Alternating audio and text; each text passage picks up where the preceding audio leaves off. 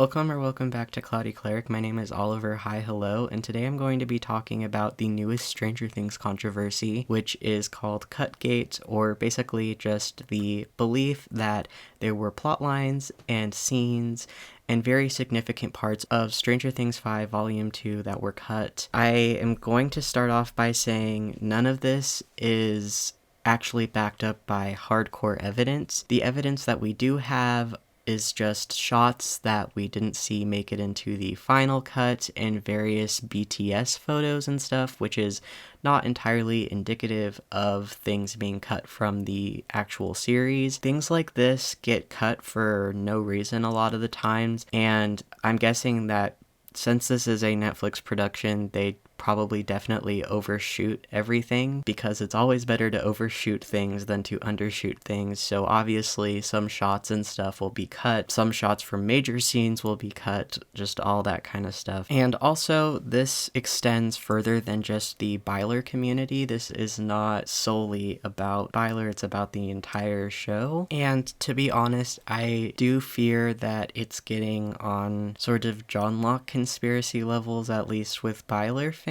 I'm not saying that any of these leaks or cuts are real. I'm just detailing what I've seen online, particularly what is subject of this document that I'm going to be going over. Sometimes shitty writing is just shitty writing and that's all there is to it. Sometimes it's not this big conspiracy. Sometimes people just fuck up at what they're supposed to do. It's not always, oh, this thing was bad that used to be good, so that must mean that there's good stuff that they're hiding from me, and that's why it's bad. What I'm going to be going over is a document. I'm not sure who exactly wrote this document. So the doc opens up by alleging that specific plot lines and scenes have been cut from Stranger Things 5 Volume 2, and that these claims came from someone who, quote-unquote, is a reliable source who has accurately leaked multiple scenes from Stranger Things 5 Volume 2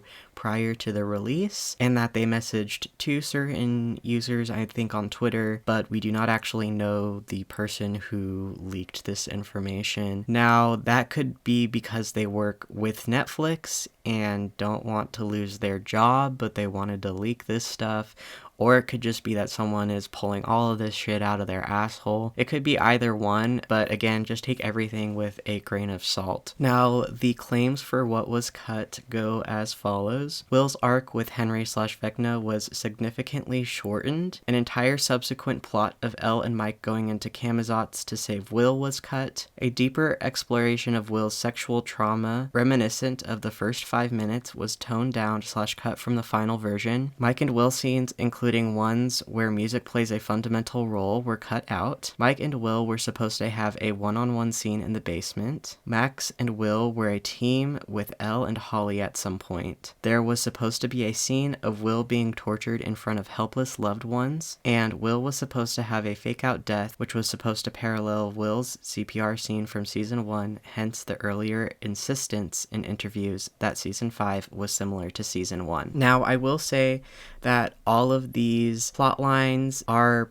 possible. They don't seem out there for a series such as Stranger Things, but then again, just because it sounds like it could be true or could have been true at a point does not mean that they are true. So again, a reminder to take everything with a grain of salt. Next, the document goes over some evidence that these claims are supported by. Most of this is just speculation, but I will talk about it. Some of the points that they bring up is that Eleven and Max's reunion was out of character. Eleven did not react as if she was seeing Max for the first time in years. It is better explained by their actual reunion taking place in an entirely different scene in a plotline that was cut. The scene we are shown is merely their reunion in Hawkins/first time reunited after Max woke up. Similarly, Max and Will seem remarkably and uncharacteristically close after Max wakes up, almost as if they had bonded in Camazotz prior. This would also explain why Max doesn't seem to be bewildered by the fact that Hopper is alive and well. Either Elle or Will could have told her this already. The random scene of Robin and Mike arguing could be explained by them having more interactions / an established dynamic that we did not see. Maya Hawke mentioned being a mentor to multiple characters this season, but so far we have only seen Robin bond with Will. Raphael Lucy, I think is how you pronounce his last name, the actor who plays young Henry Creel, and Noah Schnapp have been seen in BTS for the season, and such that were never actualized into real scenes for this season. In Volume 2, we only saw one scene of Raphael's Henry giving blood, and Henry and Will's connection has been teased since Season 5 was in pre-production.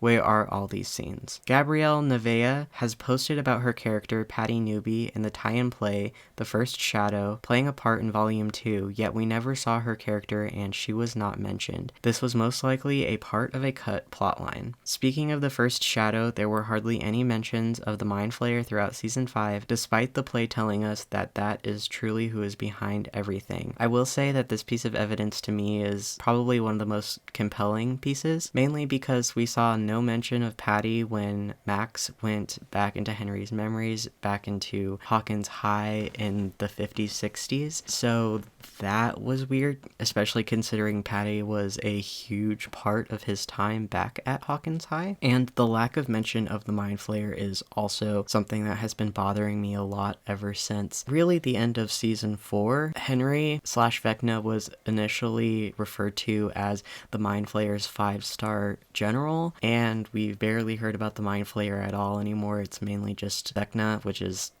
just weird. It feels like they forgot about the Mind Flayer. There were previous rumors that the show had received a rating of TVMA. Previously, longer runtimes were posted to IMDb, which would make more sense with the alleged cuts made to Volume 2. Perhaps this edit was made to preserve a TV-14 rating, which is more palatable for general audiences, to maintain maximum viewership. However, this comes at the expense of the story. Earlier this year in February, a style guide that has been proven to be accurate was leaked. All dialogue featured in this style guide except "You're a survivor" about Will has been said within the show. This line must have been included in one of the scenes from the cut plot lines, potentially a cut line from the scene of Mike and Joyce in the WSQK basement. Might have been cut for alluding to Will and the CSA stuff that was scrapped. The editing time difference for the episodes, with episodes 1 through 2 done in July and episodes 3 through 4 done in August, but episodes 5, 6, and 7 were still being edited as late as December. The Duffers preemptively feeling the need to clarify their plot points and intentions in interviews and having these articles scheduled immediately after the season drops. This is something that has never happened before and seems as if they were aware things might be too confusing to follow, as they were essentially incomplete story beats. Water Safety Crew was listed for episode 5, but no scene including water was present. The majority of songs on the WSQK collection vinyl were not featured in the show after a promise from the Duffer Brothers that music would be integral to the season. The Squawk Radio, which was a promotional online radio station, was said to be dropping clues and subliminal messages about the season. They incessantly mentioned a romantic counter in the basement among other things,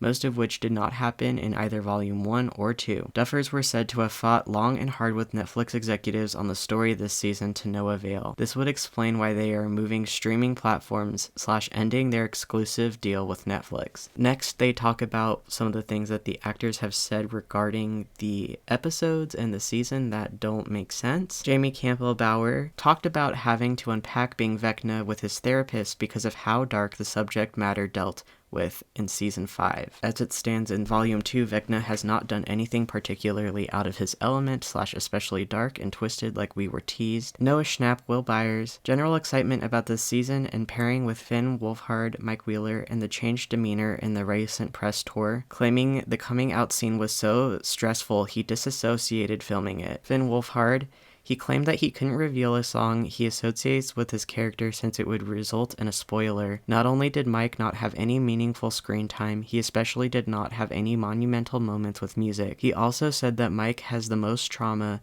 and that would have made sense if the alleged volume had taken place. Sean Levy, Finn and Noah had to carry a lot of the emotional weight, and Finn and Noah play a central role in the final episodes. And then they have a little PS talking about those doubting the claims or saying that this is all just cope. The author of this document writes, quote, "Volume 1 was great and had many of the same writers involved as Volume 2.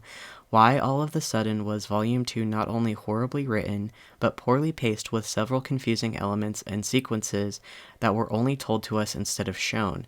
It's a horrible case of executive meddling. I wouldn't be surprised if scenes like Will's coming out were filmed towards the end of shooting in case Netflix didn't allow the story to come to fruition as planned. According to our source, the Duffers allegedly fought tooth and nail for their story during the year-long shoot, but ultimately they lost, hence their move to Paramount. Tonally, Volume 2 didn't even feel like the same show. I know faith has been lost, but we have had 4.5 excellent seasons from this team." So after looking at the slideshow, a lot of it is just stuff that they detailed in the document and is extremely unfinished, so I'm not really going to be going over it. I'm going to link the original document in the description in case you want to check it out. There's also a link to a petition in there which has over 100,000 signatures, which is requesting that Netflix release the deleted scenes or cut storylines or what have you from Stranger Things 5 Volume 2. Now, do I believe this petition will do anything? Not particularly. The way that one of my friends put it was that maybe it will generate enough attention like Scriptgate did way back in the day, to the point where people who are officially involved with Stranger Things, cast, crew, etc., will have to come out and state whether or not this Cutgate theory is or is not true. That's all that I have for you guys today. Let me know your theories and thoughts on Cutgate in the comments, and please, I cannot say this enough, all of this is alleged, and please be respectful to each other in the comments. This is just a theory, and as long as we are all acknowledging that it is just a theory, please don't go after people for believing in it or not believing in it, as long as we all agree that this is just a theory. So yes, that's all I have to say about that. Alright, well, I'll see you guys in my next video, and thank you for watching so much. And also thank you for 5,000 subscribers. I haven't had a chance. Thank you for 5,000 subscribers. I don't think I've thanked people yet, but that's crazy, and thank you so much. Alright, I'll see you guys in the next video. Okay, bye!